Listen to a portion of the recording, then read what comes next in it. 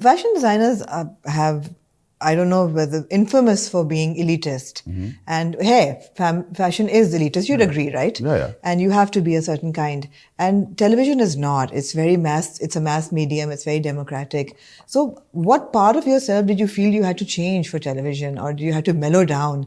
Do you think you've become more diplomatic because you were known as the bad boy of fashion and you were very outspoken, and you were also very, क्या कहते हैं इसको, politically incorrect at times?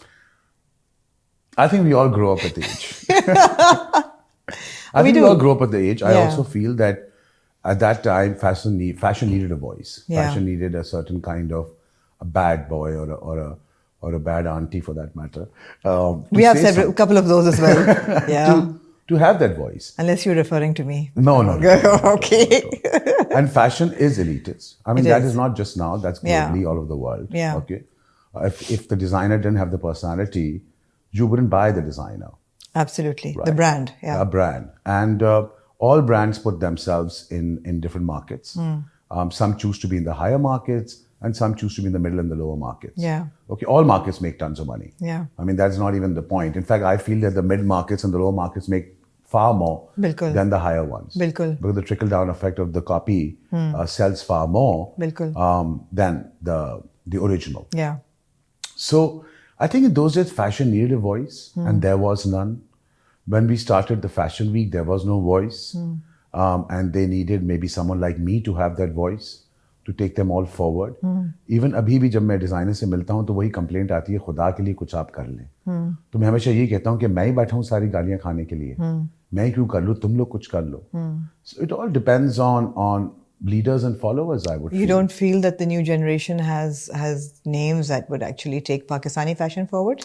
It's not that kind of foresight. I think you have to have a big heart to take everyone forward. Right. I think that's very important. When you, for example, let's look at today's scenario, you have to pay so much from designer to models to photographers to coordinators to stylists to get your brand noticed. Okay. While everyone is playing the Instagram or the Google ads or the Facebook, right? But in those days, let's just look at only 8 years ago. Yeah. Okay. There you were senior designer opening, senior designer closing, and you found a new talent, you put him smack in the middle. Yeah. And all of a sudden there were overnight stars. And paying what? Nothing. 50,000 rupees. Yeah. Right? Yeah. So look at the actual chunk or talent that you were discovering in those days, and how much hunt that you have to do now to find talent, and how that talent has to pay the kind of money that they have to spend That's the thing, to sustain themselves. Absolutely. The price is much higher and the stakes are higher. Absolutely. Way higher. Absolutely. Okay?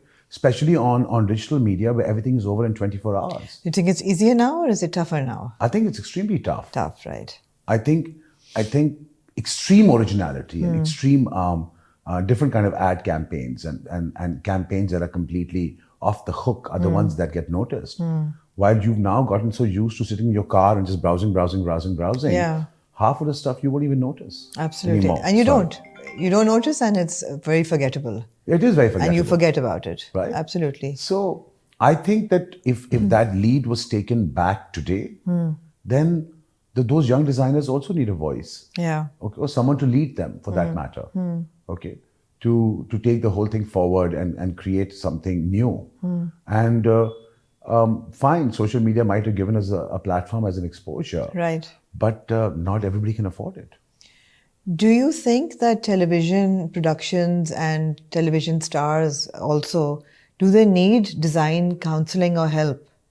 They all definitely need help. They do, right? If they didn't need help, why would they have stylists who come with them? But are those stylists doing a good job? I ask because a lot of times when I watch an average of 12 to 13 dramas a week, I don't know how many you've watched. No, I only watch myself on this drama. That is fine. That is fine. But also, especially when they're portraying the rich, the lifestyles of the rich and famous or the elite class, they can't handle it. और बहुत दफा हमने ये कहा है कि यार अमीर लोग ऐसे नहीं रहते या ऐसे कॉफी नहीं पीते या ये नहीं पोर्ट्रे कर पाते. So as a designer, do you feel that merger needs to happen? I think it's a very important question to ask. Let's take Yumna's look in our drama. Yeah. And it's extremely natural. Yeah. So she's got 3 stylists who are behind her constantly. Okay. Okay. There are these 2 kids, one does hair, one does makeup, and one does clothes. Okay. And I actually think that they've nailed it because her look is completely ordinary, the way it should be. Yeah. There's nothing out of place. No. Okay, if she's got a little sweat or baal chipak gaye, to it's there. It's not being removed to say. And I've seen them interrupting in the middle of the scene sometimes, and it's kind of irritating. Yeah. But when you see the final product, they've gotten it right. They've got her uniform right. Yeah. They've got her day wear right. She's not overly blow dried or made up or false eyelashes. As far as your question about the other part is concerned, that it's like wearing luxury. If you haven't worn luxury, you wouldn't know what luxury really is. Yeah. Right? So... But when you're showing luxury on television, you should know then the game is of the director. Yeah, absolutely. Okay, the director must be able to pinpoint. Yeah. Okay. Like in this case, I'm not going to mention any names, but in a couple of other dramas, our director was not even interested on how the table should be set. That's what I'm saying. Okay. And I've set the table in every drama that I have done. That's exactly what I was aiming at. That do you bring your expertise to the table, pun intended. I normally keep quiet about it. Okay, you do. Okay, I try to. How tough is that? But in this drama, yes, I've set the table. Yeah, because you've set the table. Yeah, because I like a napkin on my lap, so everybody should have a napkin. And they're a rich family. Yeah. So all the china was taken out, yes. Okay. And the napkin was laid out. And the napkin was given, otherwise I refused to eat. And you know the rich man's table, जिसपे double roti की एक layer, मतलब पूरा stack हुआ होता है. और orange juice का एक बड़ा सा mug होता है. वो हर ड्रामे में होता है. नहीं, इसमें actually खाना है. हाँ.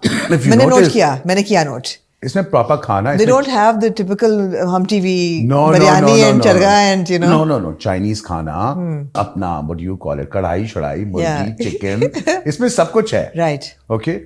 And that credit goes to the director. Yeah. Because Saqib Khan does not like to do what other dramas or directors would like to do. He will turn on and say, no, it has to be real. And he forces us. You cannot pretend not to eat. Right. You have to eat. Right. So if you have to eat, then it better be good. Yeah. And that's the way it is. हाँ. It sounds like a fun set, by the way. Oh yeah, great fun. Great fun. होगी recording खत्म, filming खत्म हो गई या अभी हो रही है? खत्म हो चुकी है. Yeah. I've got one scene to go, which I think I'm going to shoot in February. But other than that, we're done. You're done. Yeah, and how many days were you on set? I was originally asked to be there for 24 days, but I did 34 days. 34 days. Yeah. Nice. Not bad. Like I said, attention to detailing. Yeah. The guy doesn't leave you unless he gets a job done. Good. Yeah. That's excellent. And it shows. It shows. It shows, absolutely. It even shows in the small scenes and the framing. It does. But Deepak, as an I'd call you an outsider in the TV industry. Why are you smiling? No, I am an outsider. You are an outsider. Yeah. As an outsider in the TV industry, do you think it's a fair system? I know that you come with a lot of, what should I say, not entitlement, but you come with a lot of like, wait, you're Deepak Perwani. Nobody's going to mess with you. No. People will treat you right on set. People will pay you properly. I know that you are one of the highest paid supporting actors in the industry right now. And you will be paid on time. Nobody's going to mess with you. So you walk in with that, right? But it's not like that for everybody else. There could be supporting actors in your cast who are not dealt with as sort of generously as you are. Well, then we would say that we are privileged, right? Yeah. I mean, chalo. If you're privileged, you're privileged.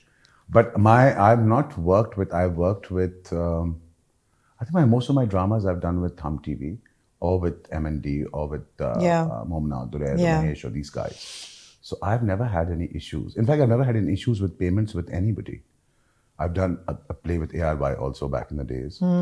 I've done Nina Kashif's new. Right. I did a cameo. I'm playing the hockey player's father. Okay. It's very interesting. Okay. Very cool drama to watch. I think it's on TapMad. On TapMad, okay. Yeah. And boom. The day I finished work, they paid me. I mean, brilliant. I mentioned this to somebody that, and he said, oh, he's Deepak Perwani. उनके साथ उनको कौन नहीं करेगा फिर